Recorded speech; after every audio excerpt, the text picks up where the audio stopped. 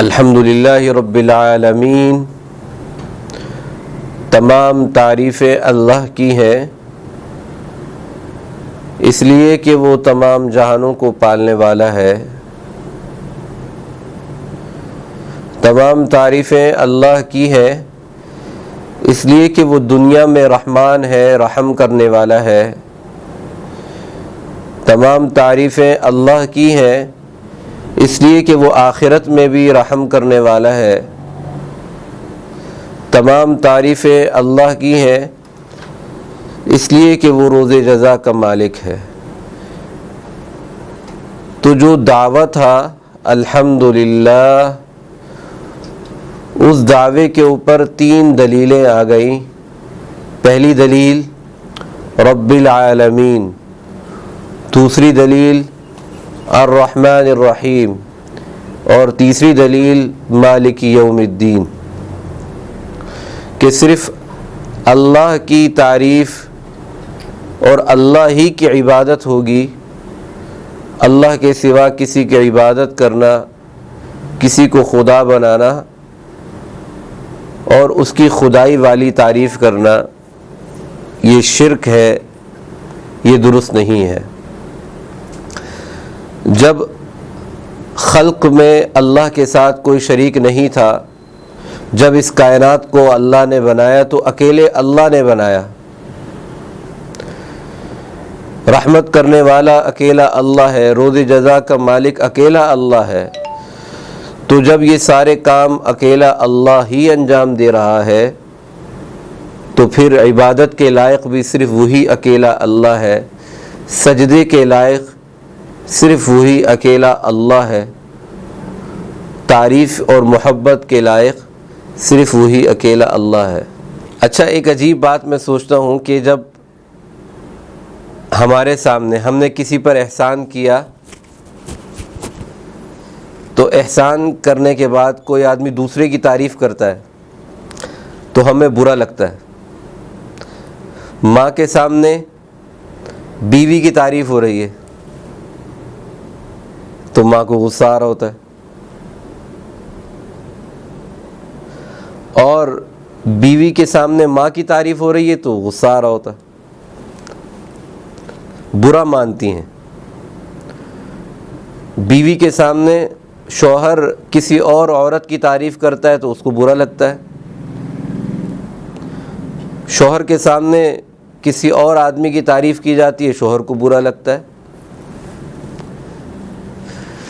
لیکن ہم یہ دیکھتے ہیں کائنات کو بنانے والا، کائنات کو چلانے والا رب العالمین ساری تعریفوں کے لائق وہی ہے، اس کے علاوہ کوئی تعریف کے قابل ہی نہیں ہے، اس کے علاوہ کوئی کسی کو تعریف جچتی ہی نہیں ہے، اللہ کے علاوہ کوئی تعریف ڈیزرو ہی نہیں کرتا۔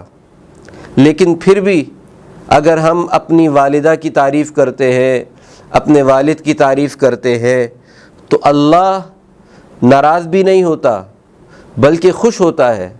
ہم اپنی بیوی کی تعریف کر رہے ہیں تو اللہ ہمیں اجر و ثواب دے رہا ہے، اپنی والدہ کی تعریف کر رہے ہیں تو اللہ ہمیں اجر و ثواب دے رہا ہے۔ اگر ہم اپنے دوست کی، رشتہ دار کی تعریف کر رہے ہیں تو اللہ خوش ہوتا ہے۔ تو مخلوق کا حال تو یہ ہے کہ دوسرے کی تعریف سن کر ناراض ہو جاتا ہے، اور خالق جو ہے وہ دوسروں کی تعریف سن کر ناراض نہیں ہوتا۔ کیوں نہیں ہوتا؟ میں سوچتا رہا کیوں نہیں ہوتا؟ اس لیے کہ وہ رحمان رحیم ہے، وہ محبت کرنے والا ہے۔ اگر اس کا بندہ، اس کی مخلوق کسی اور کی تعریف بھی کر دے تو اللہ ناراض نہیں ہوتا بلکہ اللہ محبت کرتا ہے، اللہ اور بھی رحم کرنے والا ہے۔ چونکہ اللہ رحمان ہے، رحم کرنے والا ہے، اس لیے کسی دوسرے کی تعریف سن کر ناراض نہیں ہوتا بلکہ خوش ہوتا ہے۔ لیکن ساتھ ساتھ یہ بھی ذہن میں آتا ہے کہ کبھی کبھار ہم کسی کی تعریف اتنی زیادہ کر دیتے ہیں، کبھی کبھار ہم کسی سے محبت کے اتنے دعوے کر دیتے ہیں کہ جو تعریف اللہ کو بھلا دینے والی ہے، دوسروں کی طرف اتنی زیادہ امید لگا لیتے ہیں، دوسروں کی تعریف میں اتنے کھو جاتے ہیں کہ اللہ ہی کو بھول جاتے ہیں، اللہ ہی یاد نہیں رہتا۔ تو فوراً ذہن میں یہ بات آئی مالک یوم الدین. اگر بھول جاتا ہے تو مالک یوم الدین تو اللہ ہے نا، روز جزا کا مالک تو اللہ ہے. اللہ کو یاد رکھتے ہوئے دوسروں کی تعریف کریں، اللہ سے محبت کرتے ہوئے دوسروں کے ساتھ محبت کریں، اللہ کی وجہ سے دوسروں سے محبت کریں تو اللہ خوش ہوتا ہے، اللہ راضی ہوتا ہے، اللہ اجر و ثواب عطا فرماتا ہے. لیکن اگر اللہ کی تعریف بھول کر مخلوق کی تعریف میں ایسے کھو گئے کہ اللہ ہی کو بھلا دیا تو اللہ کہہ رہا ہے مالک یوم الدین، روز جزا کا مالک تو میں ہوں. دیکھیں اللہ تعالیٰ نے اپنی رحمت کے 100 حصوں میں سے صرف 100واں حصہ 1% رحمت دنیا میں اتاری ہے، جو پوری دنیا میں پھیلی ہوئی ہے، اور مخلوق ایک دوسرے کے ساتھ محبت کرتی ہے، اسی اللہ کے رحمت کے 100ویں حصے کی وجہ سے ہے. 2 طرح کے لوگ ہیں. ایک وہ لوگوں کی قسم ہے جن کو اللہ نے رحمت دی، اللہ نے رحم فرمایا، انہوں نے دوسروں پر رحم کیا، اللہ نے ان پر رحم کیا، انہوں نے دوسروں پر رحم کیا، تو اللہ نے ان کا جواب دیا الرحیم. اگر تم دنیا میں رحم کرو گے تو اللہ آخرت میں بھی تم پر رحم کرے گا. اگر اللہ کی رحمت والی خصوصیت، اللہ کی رحمت والی صفت کو تم نے اختیار کر لیا تو اللہ آخرت میں تمہیں اور بھی زیادہ رحمت کرے گا، رحم کرے گا. دنیا میں جو اللہ نے تم پر رحمت اتاری ہے یہ کامل نہیں ہے، لیکن اگر دنیا میں تم نے رحم کر لیا مخلوق پر، اپنے رشتہ داروں پر، غریبوں پر، اپنے دوستوں پر، چھوٹوں پر، بڑوں پر، تو اللہ رب العزت آخرت میں اپنی رحمت کو کامل کر دے گا، ساری رحمتیں تمہارے اوپر نشاور کر دے گا. ایک حدیث ہے، حدیث رحمت. میرے استاد محترم حضرت مفتی اعظم مفتی رفیع عثمانی صاحب دامت برکاتہم العالیہ، جب انہوں نے ہمیں حدیث شریف شروع کروائی اور ہم نے ان سے سب سے پہلی حدیث جو سنی تھی اس کا نام ہے حدیث الرحمہ. اور میرے استاد جی نے اپنے استاد حدیث سے جب سب سے پہلے حدیث سنی تھی تو وہ یہ حدیث الرحمہ سنی تھی، اور اسی طرح ان کے استاد نے اپنے استاد سے جو سب سے پہلے حدیث سنی تھی وہ یہ حدیث الرحمہ، پھر ان کے استاد نے جو سب سے پہلے حدیث سنائی تھی وہ یہ حدیث الرحمہ. اس طرح یہ سلسلہ چلتے چلتے صحابہ تک پہنچا ہے، اور ایک صحابی جن کو حضور صلی اللہ علیہ وسلم نے سب سے پہلے جو حدیث سنائی تھی وہ حدیث الرحمہ تھی. اس کو کہا جاتا ہے حدیث مسلسل بالاولیت، یعنی ہم سے لے کر حضور صلی اللہ علیہ وسلم تک یہ حدیث اسی طرح سے اسی کیفیت کے ساتھ تسلسل کے ساتھ آ رہی ہے. آج میں آپ کے سامنے جو حدیث سب سے پہلے سنا رہا ہوں وہی حدیث ہے حدیث الرحمہ. حدیث الرحمہ کیا ہے؟ الراحمون یرحمہم الرحمن تبارک و تعالی ارحموا من فی الارض یرحمکم من فی السماء. راحمون، دنیا میں رحم کرنے والوں پر ہی اللہ رحم کرتا ہے. جو دوسروں پر، اللہ کی مخلوق پر رحم کرنے والے ہیں، جو محبت کرنے والے ہیں، جن کا دل مخلوق کے لیے نرم ہے اور جن کے دل میں مخلوق کے لیے رحمت ہے، ایسے لوگوں پر اللہ رحم فرماتا ہے. ارحموا من فی الارض، تم مخلوق پر، زمین میں رہنے والوں پر رحم کرو، آسمان والا تم پر رحم کرے گا. الرحمن، اس نے رحمت اتاری ہے. ارحموا من فی الارض، تم زمین والوں پر رحم کرو. الرحیم، آخرت میں اللہ رحم کرنے والا ہے. ارحموا من فی الارض یرحمکم من فی السماء، اگر تم زمین والوں پر رحم کرو گے آسمان والا بھی تم پر رحم کرے گا. لیکن اگر اللہ نے رحمت اتاری، آپ کو سہولت دی، آپ کو اللہ تعالیٰ نے نعمتوں سے نوازا، آپ کے اوپر اپنی رحمتیں نچھاور کیں، لیکن آپ نے مخلوق پر رحم نہیں کیا۔ اگر ہم نے مخلوق کے ساتھ نرمی نہیں کی، اگر ہم نے زمین والوں کے ساتھ محبت نہیں کی، ہم نے ان کے ساتھ رحمت کا مظاہرہ نہیں کیا، تو اللہ تعالیٰ فرما رہا ہے مالک یوم الدین، پھر یاد رکھو روز جزا کا مالک بھی میں ہوں۔ اگر ظلم کر کے آؤ گے تو بچو گے نہیں، اگر ظلم کر کے آؤ گے تو کہیں بھاگ نہیں سکتے، کہیں چھپ نہیں سکتے، اللہ سے اللہ آخرت میں ضرور پکڑ کے دکھائے گا۔ وَمَن يَعْمَلْ مِثْقَالَ ذَرَّةٍ شَرًّا يَرَى، کوئی چھوٹی سی برائی بھی کرو گے اللہ وہ بھی سامنے لے آئے گا۔ مالک یوم الدین، حدیث میں آتا ہے حضور صلی اللہ علیہ وسلم نے فرمایا من لم یرحم صغیرنا، جنہوں نے ہمارے بچوں پر رحم نہیں کیا، ولم یوقر کبیرنا، اور ہمارے بوڑھوں کی تعظیم نہ کی، فلیس منا، وہ ہم میں سے نہیں ہے۔ امت کا فرد ہو، حضور کی سنت پر عمل کرنے والا ہو، حضور کے ساتھ تعلق رکھنے والا ہو، حضور صلی اللہ علیہ وسلم کے ساتھ محبت کرنے والا ہو، اور وہ چھوٹوں پر رحم نہ کرے اور بڑوں کی عزت نہ کرے، وہ ایسا نہیں ہو سکتا۔ جو حضور صلی اللہ علیہ وسلم کے ساتھ محبت کرتا ہے، تعلق رکھتا ہے، حضور کا سچا امتی ہے، حضور کا سچا عاشق ہے، وہ اپنے چھوٹوں کے ساتھ رحم کرے گا، شفقت کرے گا، پیار کرے گا، نرمی کرے گا، اور اپنے بڑوں کا ادب کرے گا، احترام کرے گا، تعظیم کرے گا۔ مالک یوم الدین، روز جزا کا مالک اللہ ہے۔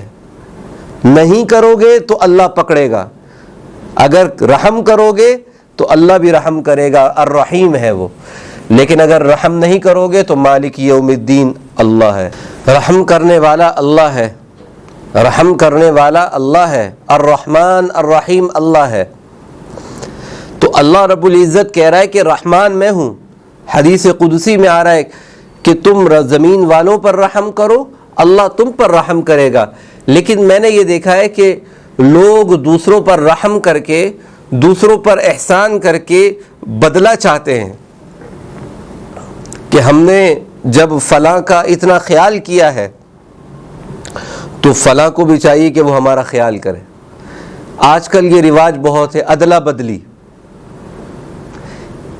کہ ہم کسی کے ہاں گئے اور وہ بیچارہ بیمار تھا، ہم نے اس کی بیمار پرسی کی، اس کو ہاسپٹل لے گئے، اس پر خرچ کیا، اس کا خیال کیا، اس کی تیمارداری کی، اس کی ساتھ ہمدردی کی، لیکن جب ہم بیمار ہوئے تو وہ آیا ہی نہیں پوچھنے کے لیے، تو ہم اس سے بڑے متنفر ہو جاتے ہیں۔ ہم کہتے ہیں کہ دیکھو جب تم بیمار ہوئے تھے ہم نے تو رات نہ دن دیکھا نہ رات دیکھی، آپ کی خدمت میں لگ گئے، آپ نے تو ہمیں پوچھا ہی نہیں۔ عموماً لوگ نا امید ہو گئے۔ کراچی کے اندر خصوصاً، پاکستان کے اندر جو اس وقت عمومی حالات ہے، لوگوں کے اندر یہ بیماری پھیل گئی ہے کہ جب دوسرا ہمارا خیال نہیں کرتا تو ہم کیوں کریں، دوسرا جب ہماری پرواہ نہیں کرتا تو ہم دوسروں کی پرواہ کیوں کریں۔ تو اللہ رب العزت نے فرمایا الرحمن الرحیم، بھائی اللہ رحمت کرنے والا ہے تو تم بھی رحم کرو، تم زمین والوں پر رحم کرو، آسمان والا تم پر رحم کرے گا۔ اب کوئی یہ کہے کہ میں تو دوسروں کا بڑا خیال کرتا ہوں، دوسروں کا بڑا خیال کرتا ہوں، تو اللہ رب العزت اس کے اوپر انعام فرما رہے ہیں الرحیم، دنیا میں تم رحم کرو، اللہ دنیا میں بھی رحمان ہے، الرحیم، اور جب تم دنیا میں رحم کرو گے تو اللہ آخرت میں اپنی رحمت کو کامل کر دے گا، تمہیں خوب جنت کے اندر نوازے گا، اپنی رحمت کے باقی حصے بھی تمہیں نوازے گا، اور تمہیں رحمت کے ساتھ ایسے خوشادہ اور خوشنما اور تر و تازہ کر دے گا کہ تم دنیا کی تکالیف کو بھول جاؤ گے۔ اب وہ کہتا ہے کہ یا اللہ میں تو رحم کر رہا ہوں، میں تو خیال کر رہا ہوں، میں تو رشتہ داروں کے ساتھ صلہ رحمی کر رہا ہوں، لیکن میرے رشتہ دار تو قطع رحمی کر رہے ہیں، وہ تو مجھ سے بائیکاٹ کر رہے ہیں، وہ تو رشتے ناتے توڑ رہے ہیں. میں ان سے محبت کرتا ہوں، وہ مجھ سے نفرت کرتے ہیں. میں انہیں پیار کرتا ہوں، وہ مجھے تکلیف دیتے ہیں. میں ان کے لیے ہدیہ لے جاتا ہوں، وہ مجھے گالیاں دیتے ہیں. میں ان کی بیمار پرسی کرتا ہوں، ان کے ساتھ ہمدردی کرتا ہوں، لیکن وہ میرے ساتھ نفرت کرتے ہیں. تو اللہ رب العزت فرما رہے ہیں تمہارا کام رحم کرنا ہے، تمہارا کام محبت کرنا ہے، تمہارا کام خوش اخلاقی کے ساتھ اور اچھے اخلاق کے ساتھ پیش آنا ہے.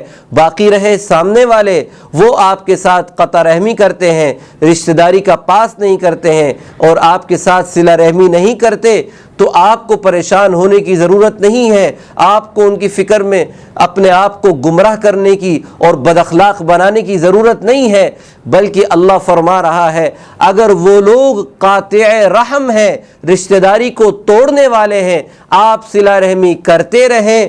ان قاطعین رحم اور رشتہ داری توڑنے والوں کے لیے اللہ فرما رہا ہے مالک یوم الدین، روز جزا کا مالک میں ہوں. بندوں کے حقوق تم پورے ادا کرو. اگر وہ بندے تمہارے حقوق ادا نہیں بھی کر رہے، تم لوگوں کے حقوق پورے ادا کرو. لوگ ادا نہیں کر رہے تو کیا ہوا؟ مالک یوم الدین اللہ ہے. آپ نے ان کا ٹھیکہ نہیں لے رکھا. آپ کا کام، اپنی ذمہ داری، اپنا کام کرنا ہے. وَإِيَّاكَ نَسْتَعِينُ، یہ واو کا مطلب ہے اور، ایاکا تیری، نستعین ہم مدد مانگتے ہیں. ایاک نعبد و ایاک نستعین، ہم تیری ہی عبادت کرتے ہیں. و ایاک نستعین، اور ہم تجھ ہی سے مدد مانگتے ہیں، تجھ ہی سے مدد چاہتے ہیں. اللہ کی تعریفیں ساری اللہ کی تعریفیں ہیں، اس لیے کہ وہ رب العالمین ہے، وہ رحم کرنے والا ہے، وہ روز جزا کا مالک ہے. اگر ہم ایاک نعبد و ایاک نستعین میں غور کرتے ہیں تو ہمیں سمجھ میں آتا ہے کہ اللہ رب العزت نے گویا کہ ہم سے یوں فرمایا کہ اگر تم رحم کرو گے، میرے احکام کے مطابق زندگی گزارو گے تو اللہ رحمان رحیم ہے. اللہ رحم کرنے والا ہے، دنیا میں بھی اور آخرت میں بھی اللہ رحم کرنے والا ہے. لیکن اگر تم نے میرے احکامات کے مطابق زندگی نہیں گزاری تو روز جزا کا مالک میں ہوں.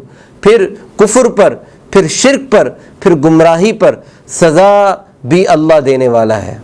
انسان اپنے اعمال کے زور پر، اپنے اعمال کی طاقت سے جنت میں نہیں جا سکتا. روز جزا کا مالک اللہ ہے. اگر اللہ چاہے گا تو ہم جنت میں جا سکتے ہیں، اگر اللہ نہیں چاہے گا تو کوئی نیک عمل ہمیں جنت میں نہیں لے جا سکتا. روز جزا کا مالک اللہ ہے. وہ چاہے تو ساری مخلوق کو جنت میں لے جائے، وہ چاہے تو ساری مخلوق کو دوزخ میں ڈال دے. کوئی اللہ سے سوال نہیں کر سکتا. اللہ کسی کے سامنے جواب دہ نہیں ہے. رحم کرنے والا ہے اور سزا دینے والا، گرفت کرنے والا بھی اللہ ہے. پیار کرنے والا بھی اللہ ہے اور غصہ کرنے والا بھی اللہ ہے. نعمتیں دینے والا، جزا انعامات دینے والا بھی اللہ ہے، جنت دینے والا بھی اللہ ہے، سزا دینے والا، پکڑنے والا، جہنم میں ڈالنے والا بھی اللہ ہے. ذہن میں بات آ رہی ہے، اے اللہ ہم تیری سزا سے کیسے بچیں؟ ہم تیری سزا کو برداشت نہیں کر سکتے، تحمل نہیں کر سکتے. ہم تیری سزا سے بچنا چاہتے ہیں، یا اللہ کیسے بچیں؟ تو اللہ رب العزت نے جواب دیا اس طرح کہو، ایاک نعبد و ایاک نستعین، ہم تیری ہی عبادت کرتے ہیں اور تجھ ہی سے مدد مانگتے ہیں. سزا سے بچنے کا طریقہ ایاک نعبد میں ہے. سزا سے کیسے بچا جائے؟ ایاک نعبد، عبادت اللہ کی کریں. اللہ کو منائے عبادت کے ساتھ، اللہ کو منائے نیک اعمال کے ساتھ، اللہ کو بنائے فرما برداری کے ساتھ. جب ہم اللہ کو خوش کریں گے، اللہ کو راضی کریں گے نیک اعمال کے ساتھ، تو اللہ سزا سے ہمیں بچا لے گا، اللہ اپنی رحمت میں ڈھانپ لے گا. اگر ہم عبادت بھی کرے اور اللہ سے اپنے گناہوں پر شرمندہ ہو کر معافی بھی مانگیں گے، اللہ ہمیں سزا نہیں دے گا۔ تو سزا سے بچنے کا طریقہ ایاک نعبد میں اللہ رب العزت نے بیان فرمایا کہ ہم تیری ہی عبادت کریں اور ہم تیری ہی عبادت کریں اور تیرے سامنے فرما برداری کریں، صرف تیری بات مانیں، تیری بات کے سامنے دنیا کی کسی کی پرواہ نہ کریں، کسی کی بات کو اللہ کے سامنے کچھ بھی نہ سمجھیں۔ ایاک نعبد۔ لیکن آگے بات یہ بھی ذہن میں آتی ہے کہ یا اللہ ہم تیری عبادت کرنا تو چاہتے ہیں، تیری فرما برداری کرنا تو چاہتے ہیں، لیکن شیطان مردود ہمارے پیچھے لگا ہوا ہے، اس کے حملے رات دن ہیں۔ یہ قرب قیامت کا دور ہے، اس قرب قیامت کے دور میں ہر طرف فتنے پھیلے ہوئے ہیں، ہر طرف فساد ہے، گناہوں کا انبار ہے، ہر طرف گناہوں کی زندگی ہے، اور ماحول کے اندر گناہ سرایت کیے ہوئے ہیں۔ اے اللہ ہم گناہوں سے کیسے بچیں؟ باہر نکلتے ہیں تو گناہ ہی گناہ، گھر میں جاتے ہیں تو گناہ ہی گناہ، ہر طرف یا اللہ فتنے پھیلے ہوئے ہیں۔ ہم چاہتے تو ہیں کہ صرف تیری بات مانیں، ہم چاہتے تو ہیں تیری نافرمانی نہ کریں، لیکن اے اللہ ہر طرف فتنے پھیلے ہوئے ہیں۔ اگر ہم صحابہ کے دور میں زندہ ہوتے اور حضور صلی اللہ علیہ وسلم کی دیدار کر رہے ہوتے، حضور کی سنتوں کو دیکھ رہے ہوتے، قرآن کو نازل ہوتے ہوئے دیکھ رہے ہوتے، تو اے اللہ ہمارا تو زمانہ آسان ہوتا۔ لیکن آپ نے ہمیں قرب قیامت میں، فتنوں کے زمانے میں، دجال کے زمانے میں، گمراہی کے زمانے میں پیدا کیا۔ اس زمانے کے اندر گناہ سے بچنا بہت مشکل ہے، تو ہم تیری عبادت کیسے کریں؟ تو اللہ رب العزت نے خود فرمایا وَإِيَّاكَ نَسْتَعِينُ، اور ہم تجھ ہی سے مدد مانگتے ہیں، تیری ہی عبادت کرتے ہیں، اور عبادت کرنے میں جو مشکلات ہیں اور جو فتنے ہیں اور جو فساد ہیں اور شیطان کے جو مکر و فریب ہیں ان سے بچنے کے لیے اے اللہ ہم تجھ ہی سے مدد مانگتے ہیں۔ ہم میں نہ تو عبادت کی طاقت ہے، نہ فتنوں سے بچنے کی طاقت ہے، لیکن اے اللہ ہم تجھ ہی سے مدد مانگتے ہیں، آپ ہمیں بچا لیں، آپ ہمیں بچا لیں۔ یہ جو بات میں نے نکالی ہے یہ میرے استاد محترم شیخ الاسلام حضرت مولانا مفتی محمد تقی عثمانی صاحب دامت برکاتہم اکثر اتوار کے بیان میں فرمایا کرتے تھے کہ اگر ہم اللہ کے دربار میں گئے قیامت کے دن روز محشر، اللہ ہم سے پوچھے گا کہ گناہ کیوں کیے، نافرمانی کیوں کی، تو ہو سکتا ہے کوئی یہ بہانہ اور یہ دلیل دے دے کہ اللہ آپ نے ہمیں ایسے زمانے میں پیدا کیا تھا جو پرفتن تھا، فتنوں سے بھرا ہوا زمانہ تھا، تو ہم کیا کرتے، فتنوں میں پھنس گئے، ہمارے اندر گمراہی سے، شیطان سے، فتنوں سے بچنے کی طاقت نہیں تھی، اس لیے فتنوں میں مبتلا ہو گئے، گناہوں میں مبتلا ہو گئے۔ اگر ہم اللہ کے دربار میں یہ دلیل دے بھی دیں، یہ بہانہ پیش بھی کر دیں، اور اللہ نے ہم سے یہ سوال کر لیا کہ ٹھیک ہے تم تو کمزور تھے، تم میں تو بچنے کی طاقت نہیں تھی، تو کیا مجھ میں بچانے کی بھی طاقت ختم ہو گئی تھی؟ کیا میں نہیں تھا؟ کیا تم مجھ سے مانگ نہیں سکتے تھے؟ اگر تم بچنا چاہتے تھے تو کیا تم نے مجھ سے فتنوں سے بچنے کے لیے دعا مانگی تھی؟ تم نے مجھ سے مدد مانگی تھی؟ اگر تم معذور تھے، تم عاجز تھے، تم لاغر تھے، تم کمزور تھے، تو مجھ سے مانگتے نا، میں تو طاقتور تھا، میں تو تمہیں فتنوں سے بچا سکتا تھا۔ اگر اللہ نے یہ بات فرما دی، اگر اللہ نے یہ سوال کر لیا تو بتاؤ کیا جواب دو گے؟ ہمارے استاد جی یہ فرمایا کرتے۔ تو اسی سے میں نے وہی درس کی بات میں نے ایاک نعبد و ایاک نستعین پر منطبق کی ہے کہ روز جزا کا مالک اللہ ہے، سزا دینے والا اللہ ہے، لیکن سزا سے اگر کوئی بچنا چاہتا ہے، ایاک نعبد، اس کا طریقہ یہ ہے، سزا سے بچاؤ کا طریقہ یہ ہے کہ ہم تیری ہی عبادت کرتے ہیں، تیرے سوا کسی کی عبادت نہیں کرتے، لیکن عبادت کرنے میں جو رکاوٹیں ہیں ان کو دور کرنے کے لیے وَإِيَّاكَ نَسْتَعِينُ، ہم تجھی سے مدد مانگتے ہیں۔ اے اللہ ہم تیری ہی عبادت کرتے ہیں، اے اللہ ہم تجھی سے مدد مانگتے ہیں۔ ایاک نعبد و ایاک نستعین میں ایک عجیب بات ہے، ایاک نعبد و ایاک نستعین، یہ ہم اللہ کے ساتھ ایک ایگریمنٹ سائن کر رہے ہیں، ہم ایک عہد نامہ سائن کر رہے ہیں۔ جیسے دو انسان کوئی معاملہ کرتے ہیں اور معاملے کو پکا کرنے کے لیے، اپنے وعدے کو پختہ کرنے کے لیے وہ ایگریمنٹ تیار کرتے ہیں، پھر اس ایگریمنٹ کے اندر ساری چیزیں، ساری شرائط ہوتی ہیں، پھر آخر میں سگنیچر ہوتا ہے۔ اور سگنیچر میں کیا ہوتا ہے؟ سگنیچر کر کے یہ بتا رہے ہوتے ہیں کہ اب ان ایگریمنٹس کے اور ان عہد و پیما کے ہم پابند ہیں، ہم اسے توڑیں گے نہیں۔ ایاک نعبد و ایاک نستعین میں بھی ہم اللہ سے ایگریمنٹ کر رہے ہیں۔ ایاک نعبد و ایاک نستعین، یہ ایاک نعبد و ایاک نستعین، ہم تیری ہی عبادت کرتے ہیں اور تجھی سے مدد مانگتے ہیں، یہ دراصل ایک ایگریمنٹ ہے، ایک وعدہ ہے۔ اور اس آیت کو پوری سورۃ الفاتحہ کے اندر مرکز کی حیثیت حاصل ہے۔ پوری سورۃ الفاتحہ کی جو مین چیز ہے، سورۃ الفاتحہ کا جو مین جو ٹاپک ہے وہ ایاک نعبد و ایاک نستعین ہے۔ یعنی ہم اگر پورے قرآن مجید کو ایک آیت کے اندر سمیٹنا چاہتے ہیں، ایک آیت کے اندر سمیٹنا چاہتے ہیں تو وہ ایک آیت ایاک نعبد و ایاک نستعین، یہ پوری انسانیت کا جو اللہ کے ساتھ تعلق ہے، اللہ ہم سے کیا چاہتا ہے، یہی دو باتیں، ایاک نعبد و ایاک نستعین، ہم تیری ہی عبادت کرتے ہیں اور ہم تجھی سے مدد مانگتے ہیں۔ جیسے ایک انسان، اس آیت کی اہمیت کو سمجھنے کے لیے میں آپ کو ایک مثال دینا چاہتا ہوں۔ جیسے ایک انسان ہے،